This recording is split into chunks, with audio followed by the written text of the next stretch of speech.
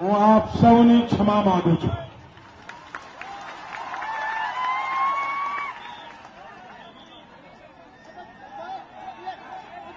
ભાઈઓ બહેનો, તમે મને કહો કે મારે મારા ઘેર આવીને એવું કહેવું પડે કે મને જમાડો? ના કહેવું પડે ભાઈ. તો ઘરનું છોકરું ઘેર આવે તો એની કાળજી લેવાની કે ના હોય? આખા ગુજરાતે લેવી પડે કે નહીં લેવી પડે? ભાઈઓ બહેનો, આજે ભલે દેશમાં નરેન્દ્ર મોદી ટીવી પર દેખાતા હોય, છાપામાં ફોટા છપાતા હોય, મા દીકરો પરેશાન હોય,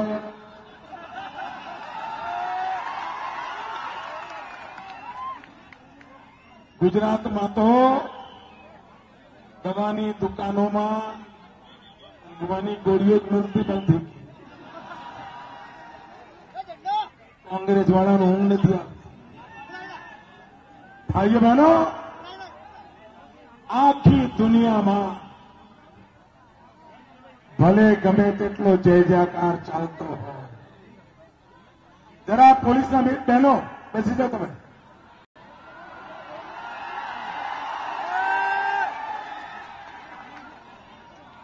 આરામ કરો, આપણા રાજ્યમાં બહુ તકલીફ નહીં પડે.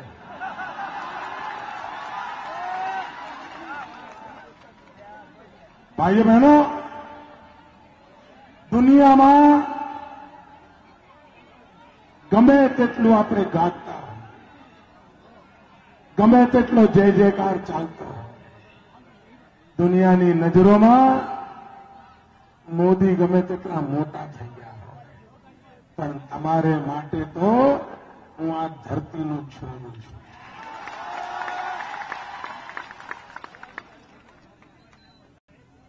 તમે જ મને મોટો કર્યો છે,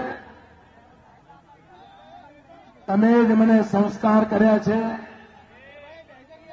તમે જ મને આંગળી પકડીને ચલાવ્યો છે. અને તેથી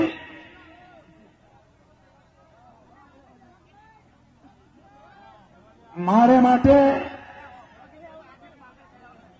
સૌ ગુજરાતીઓ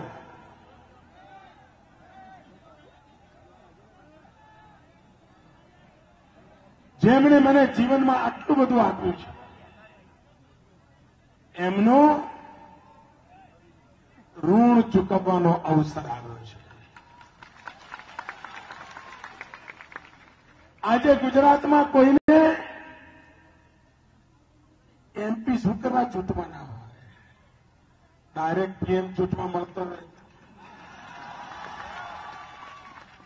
અને આપણે ગુજરાતના લોકો તો બહુ પ્રેક્ટિકલ,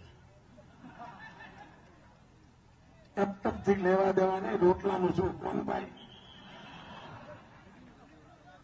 આ ગુજરાતીઓની વ્યવહારુ બુદ્ધિ એ આ ચૂંટણીમાં રંગ લાવશે.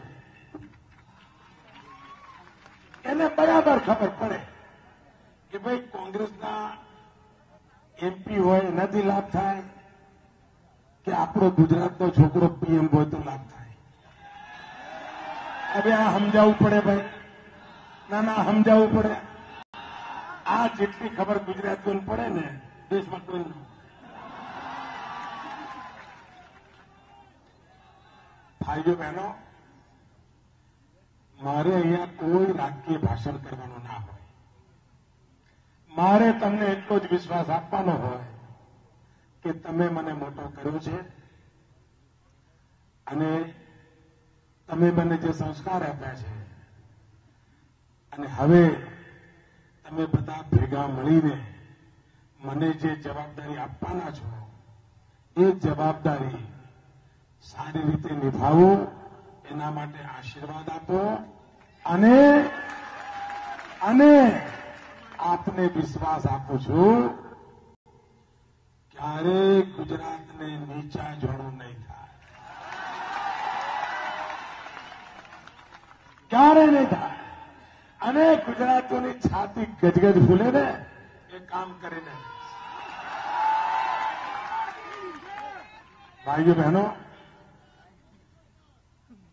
આ મા બેટાની જૂઠાણા ચલાવવાની જે સ્પર્ધા છે,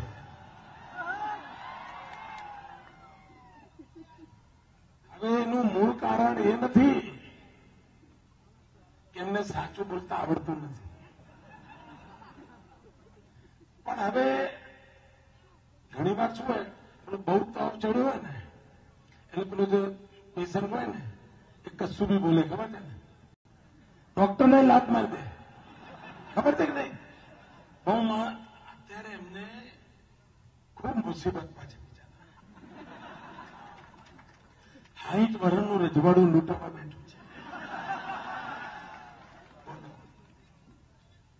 60 વર્ષનું રજવાડું લૂંટવા બેઠું અને કેવી કેવી મહેનત કરે છે.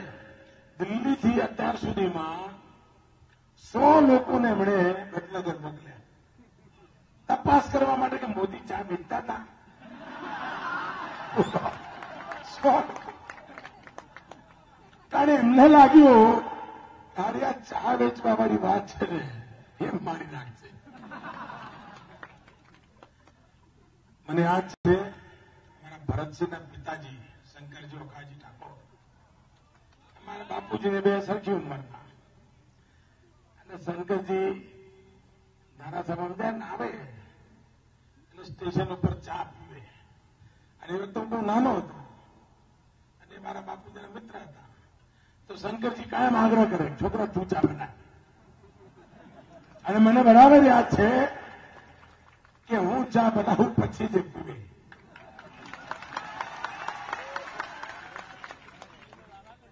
ભાઈઓ બહેનો, અને શંકરજી ઠાકોરે ધારાસભામાં હું મુખ્યમંત્રી બનીને બેઠો તો એમણે આ જૂનું બધું ભાગોળીને, વિધાન કારણ કોંગ્રેસમાં હતા અને એમનો છોકરો હાથે બેઠો હતો, મારા માટે તો કાકા કહેતો કાંઈ, તો એમણે વિધાનસભામાં કહેલું કે અમારા દમાબેન છોકરો બેઠો છે.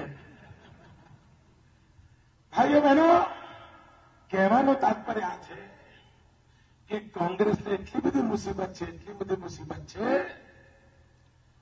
અને એના કારણે એમણે સંતુલન ગુમાવી દીધું છે. ગમે તેમ બોલે, આપણે આવું બોલીએ કોઈ? અરે મોહલ્લામાં ઝઘડો થયો આવું બોલીએ? કોઈ ના બોલે. બોલો, આ લોકો એવું બોલે છે. હશે હવે એમના સંસ્કાર, આપણે શું કરીએ? પણ મજા એવી આવે છે, તમે લોકો આ રાહુલભાઈના ભાષણમાં સાંભળો છો કે નહીં? એક કામ કરો, યુટ્યુબ પર તો સાંભળજો, મજા આવશે, તમારે થાક ઉતરી જશે. બોલો, હમણાં એમણે એવું કહ્યું, આપણા ગુજરાતમાં કહ્યું હતું, એમણે કહ્યું કે ગુજરાતમાં એક બાળકમાંથી 2 બાળક કુપોષણવાળા હોય છે. બોલો, તમને આ ગણિત આવડે? એકમાંથી 2 હોય કોઈ? રાહુલભાઈને આવડે. એમણે બીજું કહ્યું, હમણાં બીજી કમાલ કરી. એમણે એવું કહ્યું કે ગુજરાતમાં 27,000 કરોડ નોકરીઓ ખાલી છે. 27,000 કરોડ. ગુજરાતની વસ્તી કેટલી ભાઈ? 6 કરોડ ગુજરાતીઓ. દેશની વસ્તી કેટલી? 125 કરોડ. અને રાહુલભાઈને નોકરીઓ કેટલી દેખાય છે? 27,000 કરોડ. હવે આમને દેશ સોંપાય ભાઈ, તમે મને કહો, હવે આ કોંગ્રેસ શું નમૂના લઈ આવી છે ભાઈ? રોજ એક નવી આઈટમ છોડે છે. બોલો, એમણે બીજું કહ્યું કે ગુજરાતમાં લોકાયુક્ત નથી. હવે તપાસ કરો, કોંગ્રેસના લોકો તપાસ કરો, સોનિયાબેનના સલાહકાર તપાસ કરો કે 2022ના ભાષણની ચોપડી લાયા હતા, 2005ના ભાષણની લાયા હતા, 2007 વાળું કાગળિયું લઈને કયા વર્ષનું લાયા હતા એ તો પૂછો. અમારે બોલવું નહોતું, પણ હવે તમે મોંમાં આંગળી નાખીને બોલાવો. બોલો,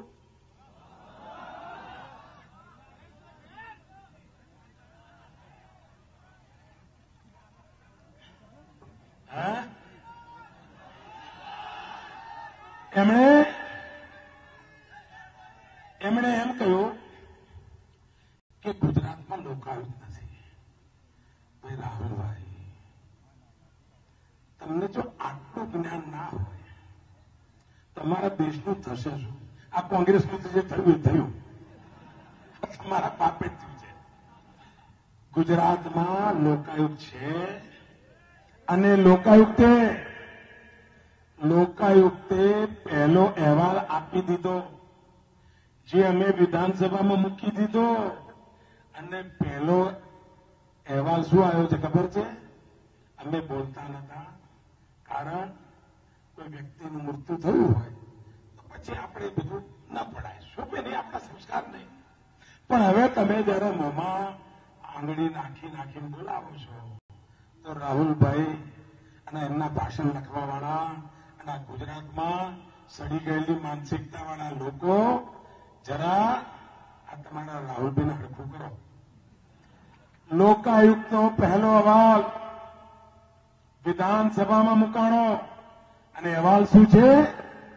ગુજરાતમાં કોંગ્રેસના એક મુખ્યમંત્રી હતા, એમનું નામ અમરસિંહ ચૌધરી હતું અને એમની પર આરોપ હતો જંગલો વેચી ખાવાનો, જંગલોના ઝાડ વેચી ખાવાનો આરોપ હતો. અને કોંગ્રેસના જમાનામાં આરોપ થયો હતો. લોકાયુક્તે તપાસ કરીને પુરવાર કર્યું કે અમરસિંહભાઈ ચૌધરી ગુનેગાર છે. અમરસિંહભાઈએ લાકડા ચોર્યા હતા.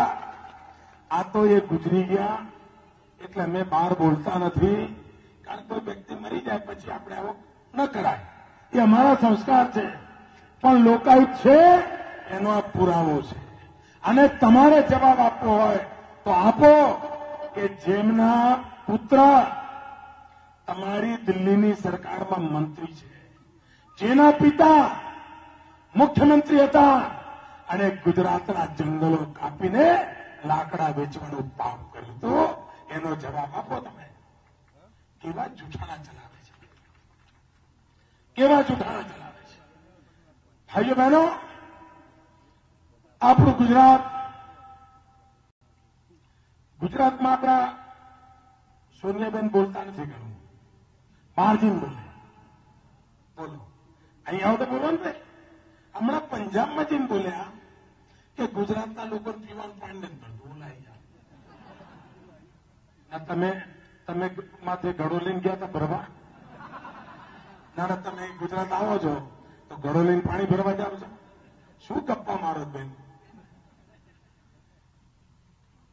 અરે તમારી જયારે સરકાર હતી ત્યારે રેલવેની ટેન્કરથી રાજકોટ પીવા પાણી પહોંચાડવું પડતું હતું.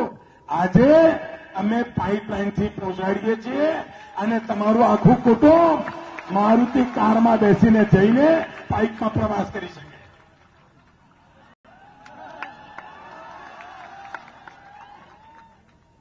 ભાઈઓ બહેનો, અને સોનિયાબેન જવાબ આપો તો આ વાતનો આપો. તમારી મા દીકરાની સરકાર અને અહીં ગુજરાતમાં બેઠેલા તમારા સલાહકાર, એણે ગુજરાતનું ધનોત પનોત કાઢી નાખ્યું છે. અમે વર્ષોથી ચૂપ બેઠા છીએ. આ સરદાર સરોવર ડેમ પર ગેટ મૂકવાના છે, તમે પરમિશન નથી આપતા. ભાઈઓ બહેનો, જો ગેટ મૂકી દીધા હોત ને તો અત્યારે જેટલું પાણી ભરાય છે ને ડેમમાં, એના કરતા 4 ગણું વધારે પાણી ભરાયું હતું. તમે વિચાર કરો, આ ગુજરાત લીલુંછમ થઈ ગયું હોત કે ના હતું? ખેડૂતના ખિસ્સામાં લીલી નોટો હોત કે ના હોત કે ના હોત? ખેતર લીલું, ખિસ્સું બી લીલું, આ કામ અમે કરી દીધું. પણ ભાઈઓ બહેનો, એમના સલાહકારને કે જો સરદાર સરોવરના ડેમના ગેટ લાગી ગયા પછી તો મોદીનો જય જયકાર થઈ જશે. પછી ગુજરાતમાં 50 વર્ષ સુધી મેળ નહીં પડે. પણ એમને ખબર નહીં કે તમે આ પાપ કરવા ગયા એમાં દિલ્હી ખોવાનો વારો આવ્યો છે. ભાઈઓ બહેનો, આપણે બધા, તમારી પાસે મારે કઈ માગવાનું હોય જ નહીં. મારી ચિંતા હવે તમારે જ કરવાની હોય. બોલો, આજ સુધી આ દેશનો કોઈ એવો પ્રધાનમંત્રી થયો છે કે જેને ખેરાલુ ગામનું નામ ખબર હોય? તો આ હું તો છું ને.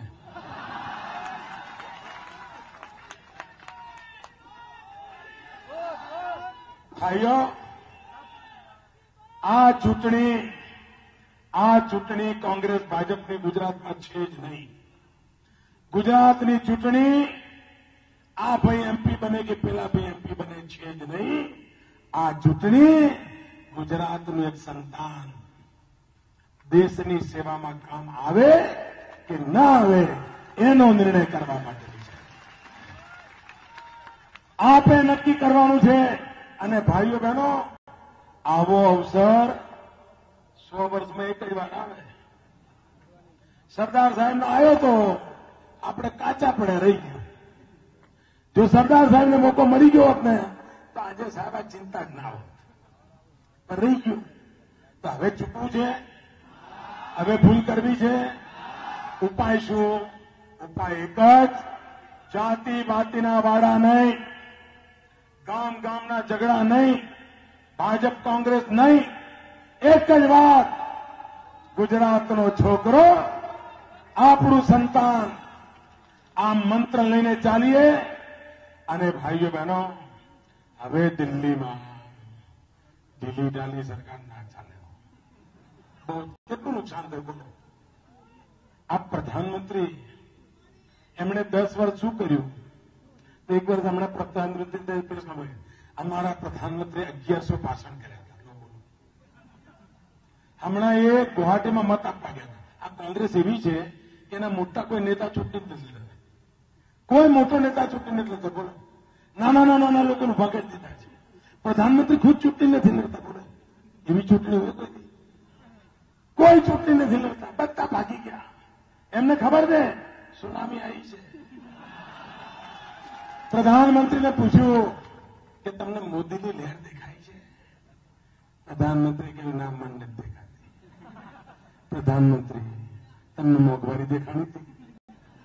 તમને ભ્રષ્ટાચાર દેખાણો? તમને બેરોજગારી દેખાડી? તમને કશું નથી દેખાતું. લહેર ક્યાંથી દેખાય? ભાઈઓ બહેનો, આ ચૂંટણીમાં 30મી તારીખ આજે પ્રચારનો છેલ્લો દિવસ છે. મારી પોતાની ધરતી પર જ આવ્યો છું. આ માટીને માથે ચડાવીને આપને કહું છું કે ભાઈઓ, દેશનું ભવિષ્ય નક્કી કરવાનો સમય છે. એક ગુજરાતી સંતાનને આ અવસર મળ્યો છે. આખું ગુજરાત મારી પડખે રહે અને આપણે બધા મળીને ભારતની પડખે ઉભા રહીએ. ભારતનું ભાગ્ય બદલવામાં ગુજરાતનું પણ કંઈક યોગદાન રહે. ગાંધીજીએ દેશની મોટી સેવા કરી. સરદાર સાહેબે દેશની મોટી સેવા કરી. ગુજરાતે સમય પર દેશની સેવા કરી છે. એક વધુ મોકો ગુજરાતને દેશની સેવા કરવાનો મળ્યો છે. આપ સૌને મારી વિનંતી છે, 30મી તારીખે આ તમારો પોતાનો અવસર છે માનીને મતદાનના રેકોર્ડ તોડી નાખો. બધા એટલું જબરદસ્ત મતદાન કરો. એક ઉત્સવ હોય, આખા ગુજરાતમાં એક ઉત્સવ હોય ભાઈ. અને ગુજરાતમાં તો કોંગ્રેસનું ખાતું જ ના ખોલવું જોઈએ. ખાતું જ ના ખોલવું જોઈએ ભાઈ. દિલ્હીમાં મજબૂત સરકાર જરૂરી છે. નાના કિચડમાં ગાડી ફસાણી હોય ને ભાઈ, તો ડ્રાઈવર ઉતરીને ધક્કો મારે તો નીકળી જાય. સેજ વધારે કિચડ હોય તો 2-4 પેસેન્જરો ભેગો થઈને ધક્કો મારે. તો ખાડે પડ્યું હોય ને તો કાઢવા માટે બહુ તાકાત લાગે. આજે દેશ ખાઈમાં પડ્યો છે. ખાઈમાં એમાંથી બહાર કાઢવા માટે મને દિલ્હીમાં 300 કમળ જોઈએ. 300 દિલ્હીમાં 300 કમળ જોઈએ. અને ગુજરાતના 26 કમળ હોય ને તો મારી તાકાત વધે. ભાઈઓ બહેનો, આપ સૌને વધુમાં વધુ મતદાન કરવા વિનંતી કરું છું.